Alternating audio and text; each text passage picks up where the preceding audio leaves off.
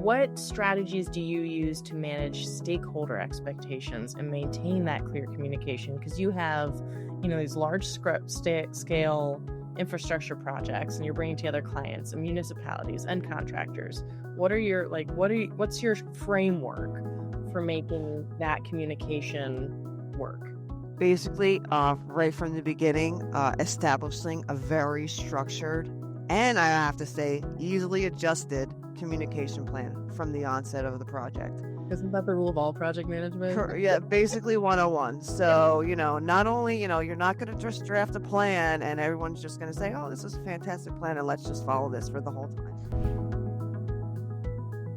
What's the toughest project management challenge in the AEC industry?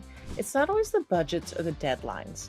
It's navigating the complex mix of technical demands, regulations, and people that make or break a project. Joining me today is Meghan Burbank. With 20 years of experience in civil engineering and project management, Meghan has led teams through projects ranging from landfill and water system improvements to large-scale development sites. In this episode, we'll talk about how to balance regulatory compliance with project schedules, strategies to lead and motivate diverse teams, and how project management tools have evolved to meet today's demands. If you're an AEC professional looking to sharpen your project management skills, this conversation is for you. Meghan is a wealth of knowledge. You'll walk away with insights you can put into practice right away, whether you're managing stakeholders, streamlining processes, or steering clear of common PM pitfalls. Before we jump in, I do want to tell you about our AEC PM Connect, built for project managers who want to improve project delivery, communication, and leadership through practical sessions and tools. These events provide an avenue to connect with leading PMs in the industry.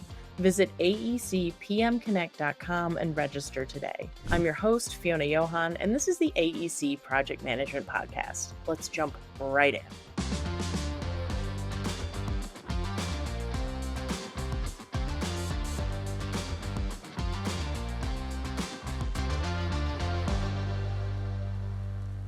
Hi, Meghan. Thank you so much for joining us today. How are you? I'm great. How are you? Thank you. Great. Well, we're so glad you're here and you're joining us on the podcast today. We just wanted to start with a little bit about yourself and how your career eventually led to your role as the Vice President at CP Engineers Architecture and Environmental Services. Sure. So, again, my name is Meghan Burbank. I've been an engineer and project manager with over 25 years experience, civil engineering.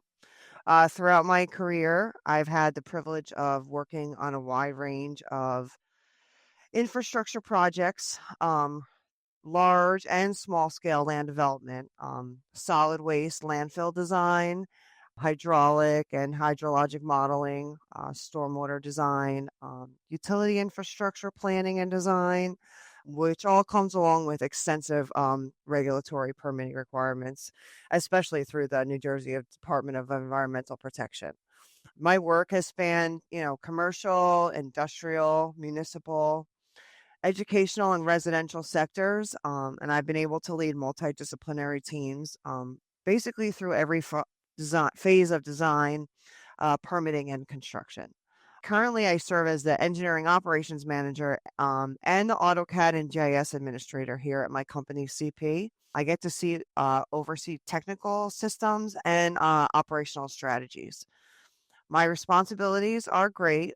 They include software administration, standards development and training, license coordinating, product lifecycle management for AutoCAD and GIS, which is always changing and updating on a yearly basis. On the operations side, I am working on managing projects, coordinating projects, the financial oversight of projects, compliance with our processes, and improving our processes, strategic planning, and that always has a focus on quality assurance and assessing risk.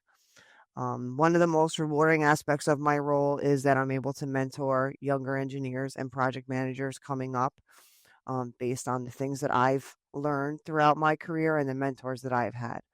I like to help them navigate the technical and managerial challenges that exist in our field. I started out as a staff engineer, my first job after college, And I went right out into the field, which was great for me as much as I could. I took on any responsibility that I was asked to gladly to be able to have a variety of things, that I was able to do. And I think that that's helped me out the most. So if they wanted somebody to go in the field, I said, yeah, I'll go in the field.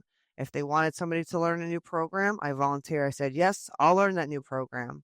I was able to diversify everything that I was learning, and then I was able to apply that so much to the different scenarios that I've encountered in my career. Specifically AutoCAD. When I started out, it was many engineers would go to draftspeople to do their work. I was one of the first in my company to also have a design experience, but also be able to use AutoCAD and not have to go through the process of giving it to a drafts person, getting comments back and going back and forth. So it cut down a lot of the time and the budget time on projects. And I really love using AutoCAD and Civil 3D. When I started out, it was basically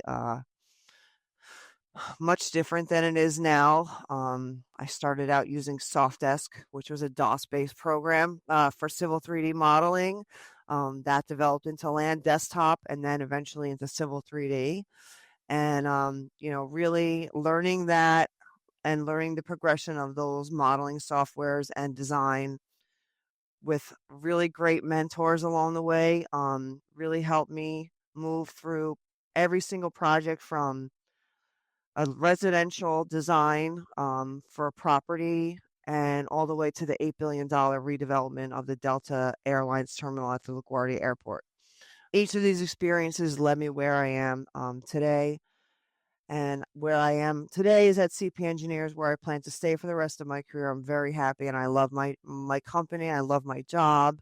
I started out here as a senior design engineer in 2018, and I've made my way from to project manager, then up to senior project manager, and now recently just became the engineering operations manager for the firm and vice president. In the AEC industry, skilled project managers are the backbone of success. EMI's AEC PM Certification offers tailored training, ongoing support, and exclusive access to premium content that keeps your team sharp and effective. From foundational training to advanced leadership tools, set your team apart with certified growth. Learn more at aecpm.com. That's aecpm.com. So, Megan, you alluded to this a little, but many of your projects have involved complex permitting and regulatory processes. How do you balance compliance requirements with the pressure to keep schedules and budgets on track? That's a great question, and one of us as engineers, our favorite struggle. Compliance with scheduling and regulatory issues is probably feels like we're being pulled in opposite directions, specifically due to longer than usual land use permitting processes through the New Jersey Department of Environmental Protection. I have to say, since COVID, some of their review times have expanded, past 6 to 9 month period.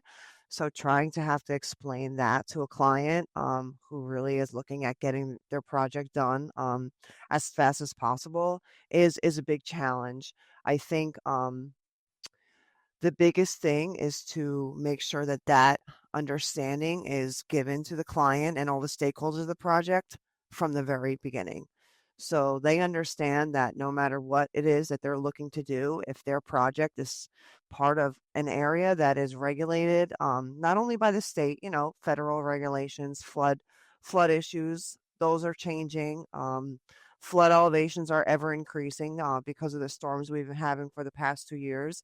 So as the regulations are changing, the review times are getting longer because everybody has to be up to date on what the current regulations are.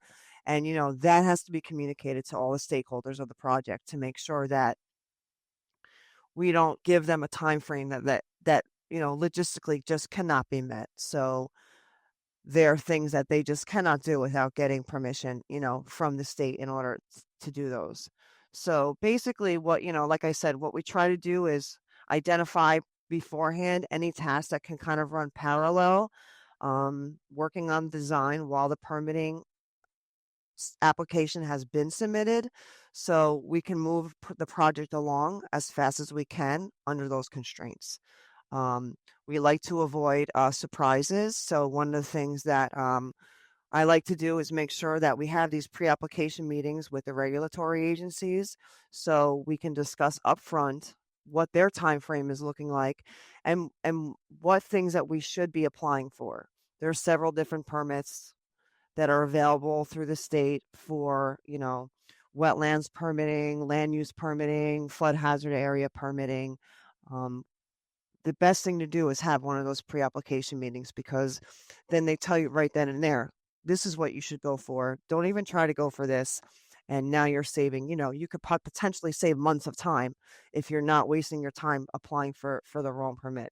So, that is the proactive approach that helps you avoid surprises and tries to keep the project moving without, cutting corners. And again, it just comes down to planning and maintaining open communication with the client and in the agencies and all the stakeholders of the project, and making sure your design team is working on things that are not going to change if something would come back from the regulatory agencies, that they would have to redo to try to minimize that reduction of tasks that are duplicated as much as possible while moving the project forward, knowing that you're just waiting for the bomb to drop and, for the comments to come in. That's one of the most difficult parts. Yeah, it sounds like you're getting ahead of it wherever you can in Try to, yes. preparation for the things that are gonna show up anyway. You just don't Yes. know what they are yet. Yes. Right. I'm a firm believer in that motto. I'm Mm-hmm. always, how can we streamline all of this? Because something will come up and we'll need the float somewhere. Correct. Yes. But So you don't want to be stagnant either because then your client is like, well, what are you doing? You're right. What's happening? Why aren't we moving forward? So it's that scheduling aspect ahead of time that really comes into play. yeah, and you talked about really communicating with stakeholders, reaching out, talking about, getting your meetings in order to make sure you have everything. As a project manager who's also leading diverse teams, what approaches have you found most effective for keeping teams motivated and aligned, especially on these like technically demanding projects that do have these things that pop up? Well, that's another difficult, that's one of the most difficult things as a project manager. But basically, I've used this word and I'll continue to use this word, communication. Communication is key on every level, not just above, not just to the clients, but to the internal project team. You need to have trust. You need to have adaptability with your team. One of the approaches that I use is trying to set that strong foundation at the start, making sure everyone understands what the project goals are, their role, and how, their role contributes to the larger picture. That sense of purpose, it really goes a long way from, the all the way from the person that's drafting the CAD, doing the CAD work, all the way up to the senior project manager and the client manager of the project. Everybody has, expectations. If you don't provide those people what their expectations are, then they're going to flounder and they're not going to be able to get done what they're supposed to get done because you haven't provided them with the proper guidelines in order to get it done. Transparency is another big thing. When challenges arise, I try to bring the team together and get through these issues openly amongst everyone.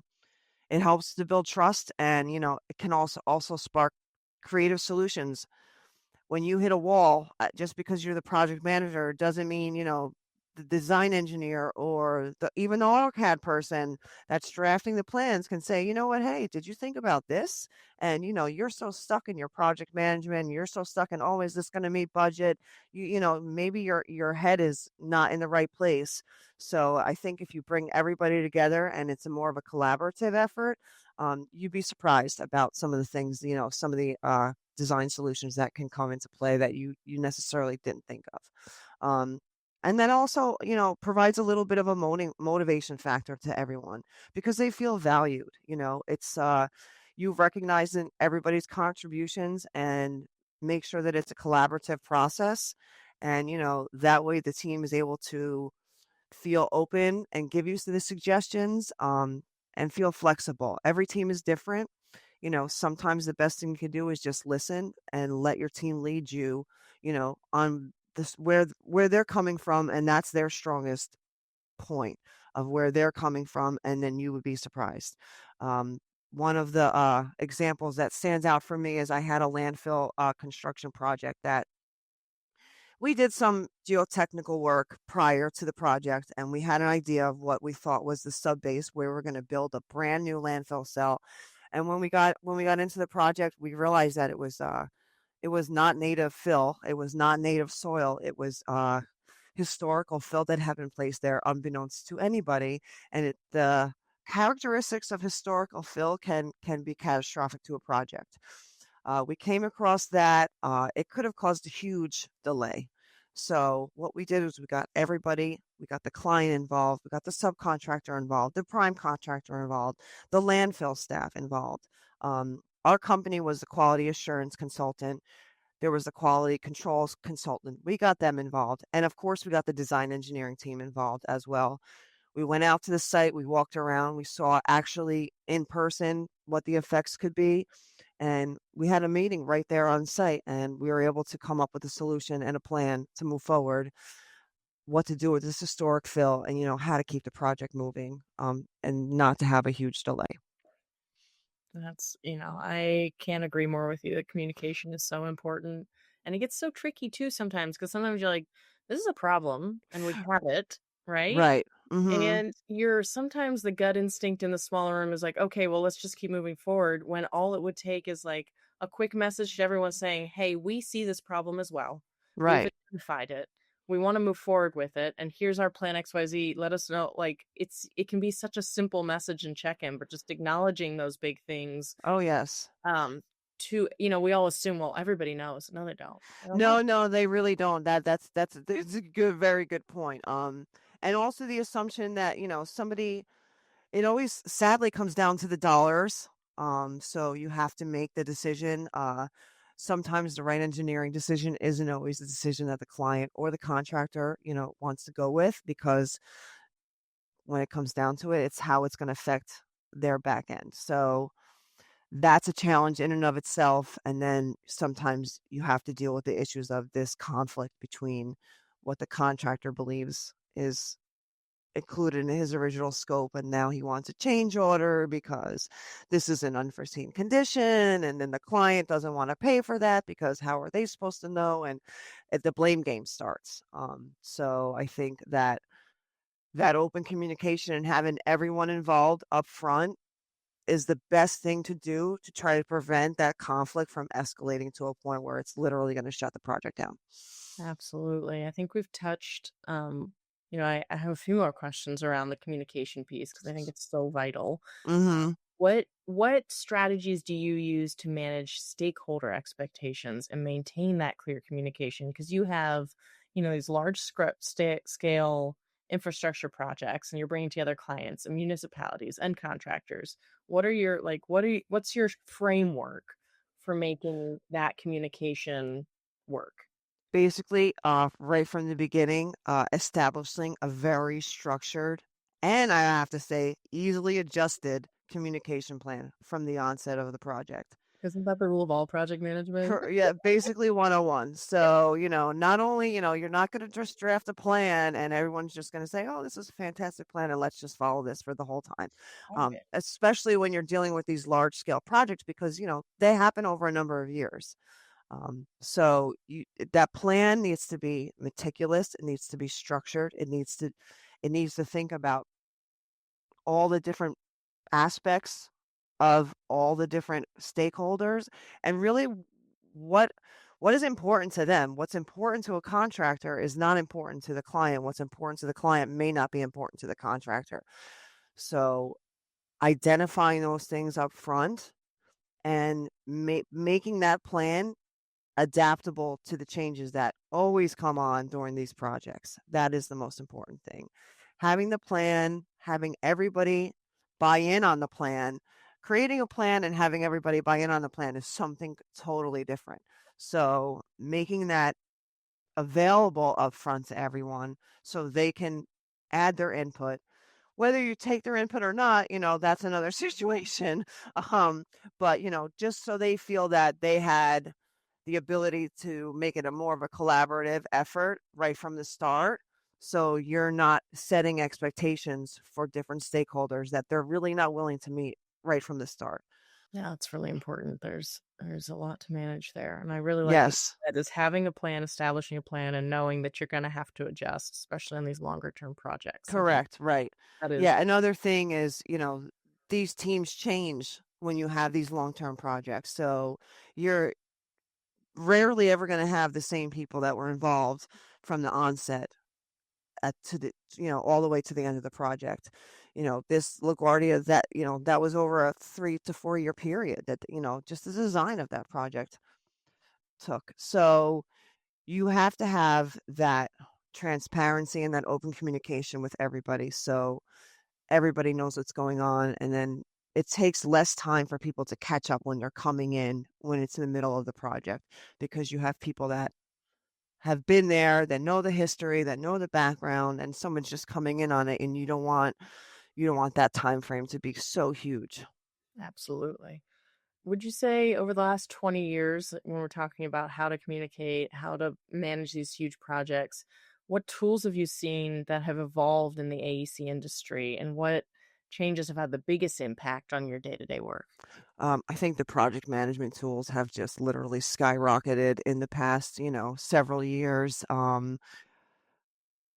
Project management in my career was writing down things on paper using, you know, Word Perfect. Microsoft Word wasn't even available. Spreadsheets before Excel was even available, and these handwritten calculations. Now we have these cloud-based project management tools that we're using. We use Deltek Jira here at CP Engineers. You have things like Procore, BIM 360, Bluebeam, Review, Microsoft Teams. These are all platforms that have really transformed how we do project management, financial reporting, project documentation, RFI submittals and schedules. It makes it so much easier to share information, to have everybody on the same page regardless of their location. It's just literally been a game changer. Another significant evolution that I've talked about a little bit before is the evolution of this design and modeling software, particularly AutoCAD and Civil 3D, and also your utility-based design software, stormwater software, water modeling programs, grading, optimization programs that come along with Civil 3D. They take the manual handwritten calculations and the disconnected workflows out of the equation, and you have the ability to create these dynamic 3D models that integrate the work. They integrate grading, pipe networks, corridor surfaces. The best thing about it is it's a single model, so if one aspect of something changes, it automatically updates everything else. So you're not going back to the drawing board every single time somebody decides to shift the road 10 feet over, or move the building 5 feet over, or I think we need to raise the grade of this site 2 feet. That could have led to a 6-month delay previously, where now you're talking about a week maybe with a multiple project team doing those changes, using this modeling software. The automation, it reduces errors and rework, and it's allowed us to spend more time in the actual engineering and less on the drafting. The another transformative program has been GIS. GIS was siloed previously when it started. It was just used for mapping and spatial analysis. Now it's fully integrated into design and project management. We can use it within the constraints of sharing information between GIS, AutoCAD, BIM, all of these things, and they have become inclusive of each other, and it's just getting better as every day goes by. I literally can't keep up with all of the improvements between how these programs speak to each other. And AI, that's a whole nother subject. And again, AI is just blowing up, and it's just helping in so many ways. And we could literally have a podcast in and of itself about AI. As we wrap up a little, what's your final piece of advice? Going back to that mentoring piece and all of us that don't get to benefit from your mentoring every day. What's the final piece of advice you'd like to share with AEC project managers who want to strengthen their leadership skills? I basically think that the recurrent theme that you could see that I've talked about quite a bit can be boiled down to a lot of very simple concepts. And those simple concepts can be applied to a multitude of project types and sizes. My favorite word, communication, open communication, clear expectations, process, transparency, documentation, and organization. None of these concepts really relate to the technical aptitude that many engineers have. We do not study these things when we go to school.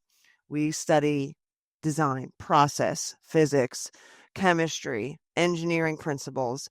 We don't study communication. We don't study process. We don't study documentation. Obviously, if you're in engineering school, you hopefully are very organized. But when you come in and start working in the real world as a project manager on projects, and you have people that are staff below you, that organization, that has to go up to, you have to bring it up to another level, way past where you are in college. Um, I think mastering these concepts, people have to remember that it doesn't come naturally to many technically minded individuals. So I talk about these soft skills, these soft qualitative skills, and developing them. And really, it's just time and learning through various situations and various projects and strong mentors. You have to understand that every day is a learning experience. If you're learning from the right mentors, it's essential. Leadership takes time and experience to develop, or everyone would be a leader, right from the very beginning. So it's not something that happens overnight. It comes from trying, making mistakes, learning from the mistakes, trying again. And the last thing I think is most important is the respect. The respect for others is paramount. To show all the stakeholders and project team members the respect that they deserve, and the ability to allow that collaborative effort across every phase of the project is the most important thing. Because if you don't have buy-in from everyone, and if you're not respecting them, then you're never going to be able to have a successful project. Yeah, I think you really hit on something there. The respect is so important, getting people to collaborate and buy in. And then there's this balance in project management where, like, but at the end of the day, we also have to get this done. So Correct. Yes. Yes. it's That's that's the other issue. So it's a right. just So, that's a learned skill where you have to watch other people do it and absorb yes. that and say, like, okay, they've created this environment where people feel comfortable to come, and also some of their ideas are going to be turned down, but it's an environment that fosters, like, that's okay. Like, I want you to bring those ideas, and we Correct. also need to go this direction today. Right, exactly. So you have to, yes, it's that fine line when you're at that level of where to cut that off, and where to know and what to take. And oh, that was a fantastic idea, and thank you for bringing that to my attention. Maybe we can apply it to the next project, but this is where we need to go right now. Not to shoot people down, but at the same time, like you said, we're in here, this is a business, we're in here to help people, to get things done, to help things get constructed, and safely. So, Absolutely. and monetarily, as much as you don't think that it comes into play, it really does come into play. So people want things done, they want it done for the least amount of money out of their pocket, but it has to be done, it has to meet regulations, it's got to be safe. That's the most important thing as civil engineers. You don't want to create something that's going to fail 2 years down the road because you cut corners. So there's just so many aspects that come into play, and learning and becoming involved in as many different diverse projects and situations as you can, it's going to get you there. Also, yeah, and if you're early on in your project management career, you're starting to transition towards it, looking at how other people before you have done it and taking, saying, I'm not going to do that, and I'm definitely going to Right. do that. That is, I Correct. feel like, such a valuable resource that we forget as we're growing, to, like, watch, how did your leaders do it? What did you like? What didn't work? Watch how it affects the room. Like, those are Yes. skills that are free. They're just out there. You Yes, pick 'em up. right, right. Yeah, you don't learn those, correct. Yeah, you're not taught that in college. And one of the things that we do here is we have lessons learned for projects. Everybody always uses the projects that have not gone well for lessons learned. But I always like to say, you know what? Why can't we have a lessons learned for projects that did go well? Why do we always have to focus on, oh, you know what, this went way over budget. This was an issue. This was an issue. Yes, you can learn a lot from those, but you can also learn a lot from ones that were successful. Like you said, what did you do to make this successful? How did you affect the team? What part of the team was able to, you know, take what they learned and then provide that on the next project? So lessons learned are positive and negative. Awesome. I totally agree. I think it's so important to folks like, why didn't we blow the budget this time? What Right. Exactly. or how did we hit on the schedule? Was it just did the weather just play such a great role Right, this time? exactly. Or did we Yes. do And something? rarely does that happen. So it should be celebrated and it should be learned from when it does, for sure. Celebrated part is so important too in leadership. Yeah. Oh, so we like to wrap it up with our final question, which is the PM pitfalls question. So, what do you think is the biggest pitfall that you've identified in project management, and how would you recommend overcoming it or avoiding it for project managers out there? I think getting that participant alignment early on in the project and identifying what is everybody's expectations. So if you don't define the scope of work as well as what's outside of the scope of work in a project, it's so very easy to get caught up in the technical execution, providing, multiple design scenarios that are not necessary, assuming everybody's on the same page. This can create misalignment and really can derail progress significantly and very quickly.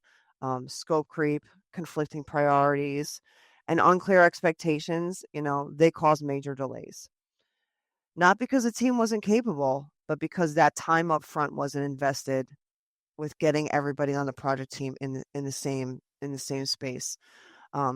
Again, I recommend investing this time up front, developing these project work plans, holding project kickoff meetings, setting schedules, and asking the right questions to the right people, clarifying them what their goals are. And I say documenting, and further documenting decisions and to-date project work, because the client is always going to come back and say, oh, can we do this? Well, you asked us to do this 2 times ago, and you remember it didn't work because of this. Documentation and organization is really key. Revisiting those conversations and checking the schedules as the project moves on, even if you have to do it on a weekly basis. Performing regular check-ins, even brief ones, they can surface issues because they become major problems. And on a personal level, and what I'm really working on myself is listening. Not being, this is what's going to happen, this is when it's going to happen, but listening in these meetings, these kickoff meetings, having other people involved in developing the work plans. Some of the most valuable insights can sometimes come from the quietest people in the room. So creating the space for multiple perspectives has really helped me lead more effectively and avoid these costly missteps. Oh, wonderful, Megan. You have given us so many things to think about during this, which I think is great. I'm going to recommend everybody listen to this one twice because there's just, I feel like there's a lot of interesting and a lot of important points that were made that I think will really help people with their leadership journeys in the project management space. I really appreciate you taking the time with us today. Sure. It's been a great conversation. Hopefully we run into each other again someday. Okay, sounds great. Thank you so much for having me. Please remember, you can find the show notes for this episode at aecpmpodcast.com. There you'll find a summary of the key points discussed in today's episode, as well as links to any of the resources, websites, or books mentioned during this episode. Until next time, I wish you all the best in your engineering project management endeavors.